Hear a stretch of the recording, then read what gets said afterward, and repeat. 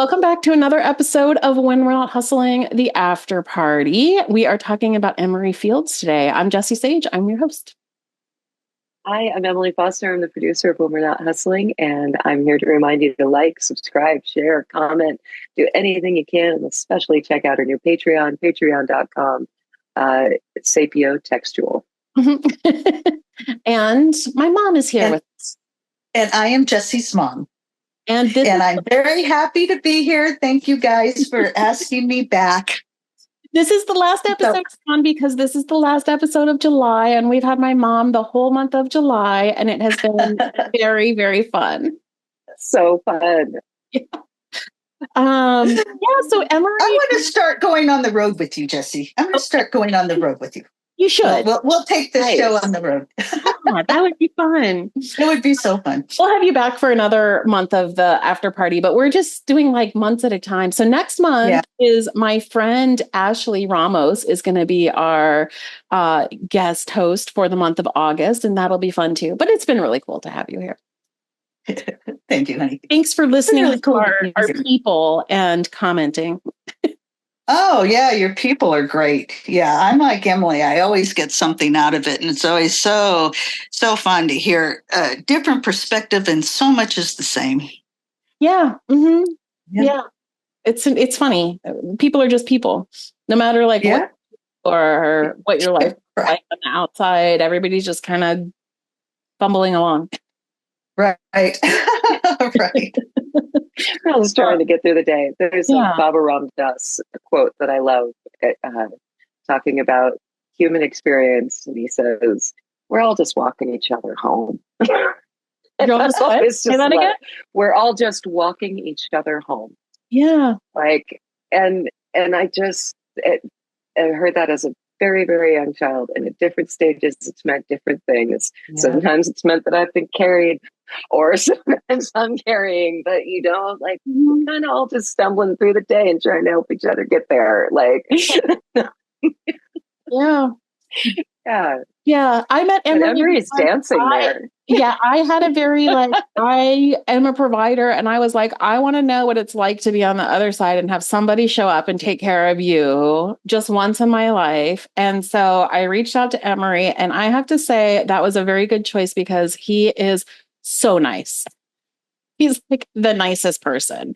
And very soft and gentle in this Emily and I were talking about this. It was so fun to talk to him because he actually has so many interesting things going on and a very full professional dance career. And he's like, oh yeah, I dance a little bit. I like to do the swing and the rumba. Very down to earth. Yeah. Yeah. Very well-rounded person, really. Yeah. Yeah. So there's a lot of talk about toxic masculinity these days and what it is. Emory is what it isn't. Yeah. Right. He was so man, capital M man, but very handsome and proper and composed in your Yes. But none of that.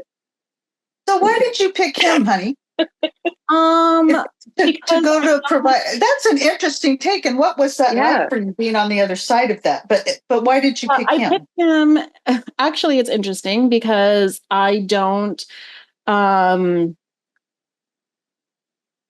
Because I'm attracted to men, but I don't trust them. That's why. Oh, where did you get that? Yes. And what I liked about him is, I could have picked a woman provider, but I feel like that would have not been exactly what I wanted. And what I saw on his social media presence is that he was working a lot with he was doing what we call duos, working a lot with a lot of other providers that are very well respected. And I know that a lot of women in the industry also don't trust men. And I was like, oh, if all of these people seem to be working with him and not just advertising, but you could see they had a bunch of pictures from when they went out to dinner and, just he seemed to be friends with a lot of people in the industry. And that is actually unusual for men, because like, for reasons that PJ talked about, there's a little bit of defensiveness of like, this is our space. And, and I think that, seeing that he seemed to be like legitimately friends with a lot of the other providers that I've seen a lot of, I was like, he must be like nice or professional. Or genuine, maybe. Or genuine or something, And then I reached out to him like 6 months ago, like a long time before it happened, and was like, hey, I'm just kind of rolling around the idea of getting a massage. Like I just did a massage session, like of showing up and having somebody else do something for me, like in this context. I want to see what it's like to be a client. But that sounds like it was a research project. It kind of was, but it was also like, I do this for other people all the time, show up and like fulfill their fantasies. What if like somebody did that for me that I didn't have like an emotional connection with? Like always things are different with like your partner or, like, show up and be like, what's your fantasy? I'll make it happen because I do that for other people. And I thought that might be cool. And so I said that to him. I was like, hey, I'm, who I am. I'm Jessie Sage. I don't know if you see other providers, because I would think that for some people that might be intimidating, like maybe like situations, like, does he want to do that? Or what would that be like? But if you do, like, I come up to New York like every 3 months, maybe we could plan something. And he was so nice about it, like, and chit chatty, but like in not a flirty way. Like it didn't seem like he was, he didn't handle it. He handled me professionally, but not in a way that like dudes would. Like he didn't come on to me, Yeah. Like he was very friendly, but not like, yeah, that'd be cool. Want to hook up? It was just like, right. Yeah, it wasn't swarmy for you. It was just, not at all. And so, so it was really fun, and like his communication was like very straightforward, and and then we decided, because he's like, because I think I went up there one time when like it wasn't going to work out, and then another 3 or 4 months passed, or I didn't have money, or I can't remember what the situation was, but like, and then when I reached out this time, I was like, yeah, I would love to do that. And he's like, I'd love to just meet you too. And it was funny because he texted me one time in between those times, and he was like, I was out with a bunch of providers and you came up because they love your writing. And I was just sweet that he was like, you're really highly regarded, like, I just wanted to tell you that. And then, he was like, I'd love to just meet you too. So we were like, okay, well, why don't we like sit and meet at the bar and have like a conversation for an hour and a half or something, and beforehand. And then I was like, okay, and then I felt guilty because as a provider, if a client, and I was a client, I've been a client one time. So now if a client said to me, oh, I'd love to chat with you first at the bar, I'd be like, okay, but my rate is the same. Like I would be annoyed. Yeah, like, sure. Right. Now this is going to be twice as long, but you're only going to pay me for an hour. So I was very cognizant. I mean, I wouldn't be annoyed. I just wouldn't do it. Just say no. Right. So I wanted to like make sure that didn't. I was like, I can't afford more than an hour, because escorts, it turns out, are very expensive. Yeah. Yes. I was like, I can't afford more than an hour. We've talked a lot about everything that goes into that cost, but no. I mean, there should be, because it's not like they're just working that hour. It's a lot of things. It's appropriately priced, but also it's a high price. But it's a high price for just a regular person. I'm not a wealthy person. So like to spend $500 on an hour is like actually ridiculous. It's not a lot. What it is, but it's a lot of money. So I was like, I can't, I mean, when I say it's not ridiculous, I mean, he should charge that, but like, I don't have the kind of money that I could just do that, couldn't do it every week. Right. No. And so I was like, okay, but I just want to be clear that like, I cannot pay you for like that. I'll buy you a drink, but like I can't pay you. Can we do it as colleagues? And if not, please just tell me no. Like I feel guilty Right. about this, you know? And he's like, no, I want to like, we know, you know, I want to meet you. So like, let's do that, you know? And Right. so it was very lovely and was very fun. And he like walked in, and even though like his face is blurred and all of his ads and everything, but I could totally tell like the second that he walked in who he was. And he was so nice. And it was very fun because we sat down at the bar and we chatted about work and our relationships and family life and all kinds of things, his dance career. And so it was super comfortable. And then, like, yeah, he was just very nice. I think that if there are like women in the Philly, New York area who like want to have that experience, I would totally recommend him because he was very nice, very professional, very sweet, like made you feel super comfortable and was like had the kind of masculine swagger that's nice, but without being Right.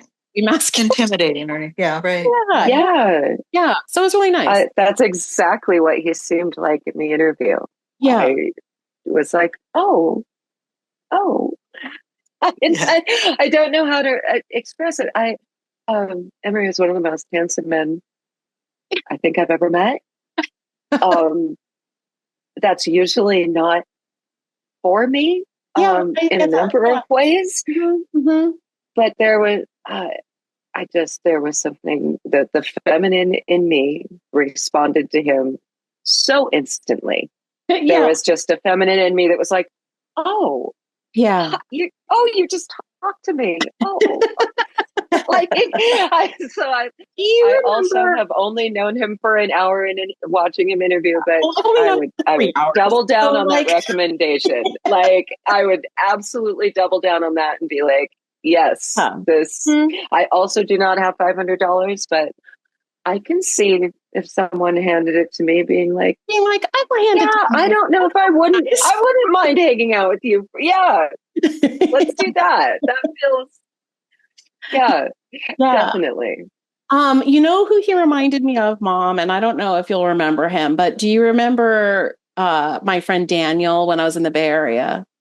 Yes. Yes. He was like ridiculously handsome, crazily appealing guy. Yeah. Impossible to not like Daniel. Like has the same sort of like aura of like talented and handsome, but like I don't know it, and I just am nice. He's like a campfire. Like you just want to get a little closer. Like, well, that's nice and warm. Can I sit a little closer? Is that okay? Like, yeah. But it was interesting too because there is not a lot of work there's much less work for men in the industry, and I always wondered when I saw ads, like men's ads, like, are they really making it? And then when I met him, I was like, oh, I understand why you have a business. Like you are somebody who could make it. But I think that's rare. I think you have to have some certain combination of something to be like a man in this industry. Yeah. Huh. Especially on the escort end. I mean, obviously there's like porn stars, but that's a totally different skill set. Like you have that's not the same thing. Yeah. You need to be able to make people feel like immediately comfortable in your presence. Yeah. And yeah. So anyways, yeah. I mean, I thought it was interesting to talk to him about his performing career. And I had no idea that he wanted to be a doctor. And that whole thing about the bones and renting the bones, I was like, right. So cute. I can't imagine being interested in that or doing that, but it's so like, that's how he wanted to, where he wanted to go. But then he was like, well, I guess I'm just dancing. I think that's what I'm spending more time doing anyway. I loved that. I loved his, but in his, we hear so many stories of people finding themselves, their thing, their, just whatever lights them up. And for a lot of people, like, it's, oh, I found it. And then I was like, this. Yeah. But Emery's was kind of funny. It was almost like dance kept tapping him on the shoulder. He was like, no, I know I like to dance, but but that's not my life. I mean, obviously I have to have, there's going to be something else. And dance was like, Yeah. no. No, I know. I know. Get back here. It's like the next thing I knew, that's just all I was doing. And that's so cute. It had to come find you. It had to be like, excuse me, sir. You're one of us. You come back. I think you forgot us. Like, pardon me. Yeah. I laughed so hard when he said that I was thinking about this the other day because I felt this so many times in a lot of the work that I've done, where he was like talking about teaching couples how to do their first dance for their wedding. And he was like, actually, I'm an unqualified therapist who knows how to do the rumba. Yeah. That was so cool. Oh, describing one person really wants to, and the other person is there. And then you drawing those correlations with couples work as an escort. Yeah. Like, one person's really into it, the other person's like, it's your birthday. I'll do this for you, I guess. It's your birthday. It's your wedding, sure. But I won't like it. I'm not going to like it. You're going to hear about this. Relationships are so weird. They are so weird. They're so weird. They really are. It really is. And I think that's one of those intersections, right, where the person and the role intersect. Like, well, I know that you're a person who doesn't dance. I see you as this individual, but my future husband dances with me at my wedding. And I'd like you to, I really would like you to be in that role. And a lot of times you can't force someone into a role. Right. But sometimes there are exceptions to that. And experience seems to be one of them. Like, okay, I know you're not into travel, but my wife goes to Bali with me, or whatever that might be. And then right. Okay, I can do this one thing for you. And navigating that as a provider must be, whether it's as a dance instructor or an escort. Yeah. I can't even imagine. I can barely navigate it and I'm in it. Yeah, marriage is complicated. I don't know. It was the thing that I really liked about what he was talking about was the takeaway that struck me is how creative people are, because it's like you learn how he is a trained dancer. He knows how to dance. He can perform, but then you can't really build a whole living on that. So then you also get into teaching dance lessons for weddings. You get into the whole story about the Zoomsicle. It's like, what? Yeah. You had to learn how to do all that during COVID. Yeah. I'm trying to imagine and teach other people. Yeah. Which is way harder than learning it. Yeah. Yeah. Yeah. To teach other people who didn't know how to use that technology, how to use it to even get going. That blew my mind. I've shown a couple people how to use Zoom. I wasn't as patient as I could have been. Yeah. And him being like, no, angle the lamp that way. No, do sounds like this sounds like a nightmare. Like this. Sounds like that. Okay. So if you're trying to get everybody on a green screen, but then you're trying to weave all those people together, but then they're have different lighting, and so the green is showing up differently. I can't even imagine. The amount of things that in order for Emory to be a person in the world, begins to pursue his dancing.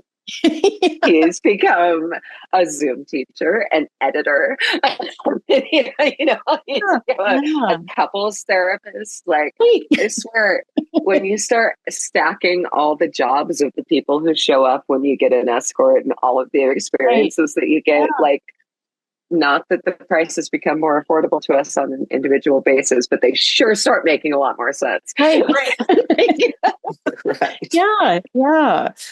No, it was really interesting. And it was interesting to me to talk to him about who sees like what his business looks like, because I was also assuming when I asked him, like, are most of your clients like single men? And he was like, that's what I thought, because he's like a bisexual person, or at least I don't actually know how he identifies, but at least bisexual at work, and Sure.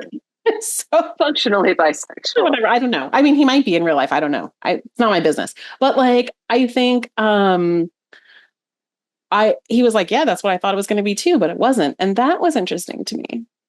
Yes, that he had so much couples work was really interesting to me. Mm-hmm. I was like, oh, I was actually pretty pleasantly surprised just to know that there was couples out there who thought threesome was good that way too. I was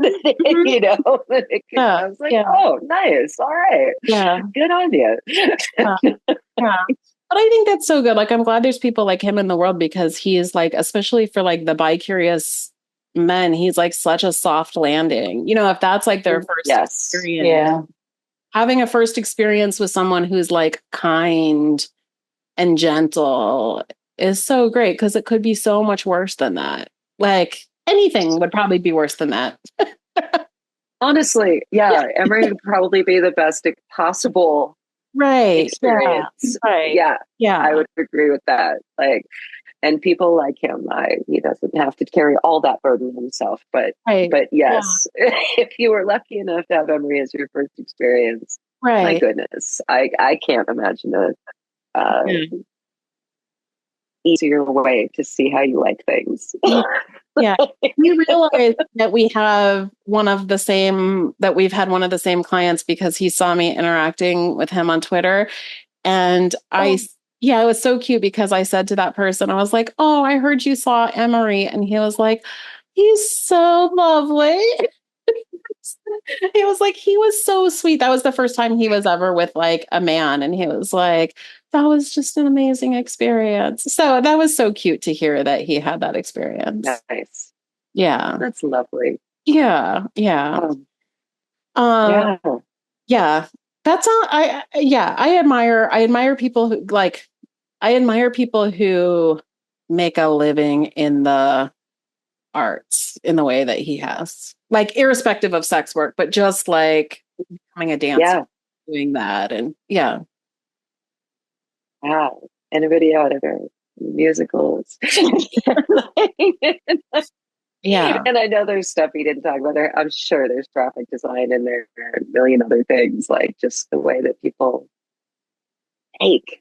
Especially making with your body. I'm so fascinated with dancers. Like, just love it. Just that embodiment, the grace. Oh. I'm really fascinated by singers, I think, because I am my dancers too. But like, if I was going to pick and I know you're a singer, but like, if I was going to choose to have a talent that I don't have drop on me, like, I would be a gospel singer so fast. Like, that is what I would love to do. I would love to have a huge move people so on such a deep level, right? Like, I would love to have this like big voice that like it was in command like that. And I'm so impressed by that. Yeah. Gift like that. What would you?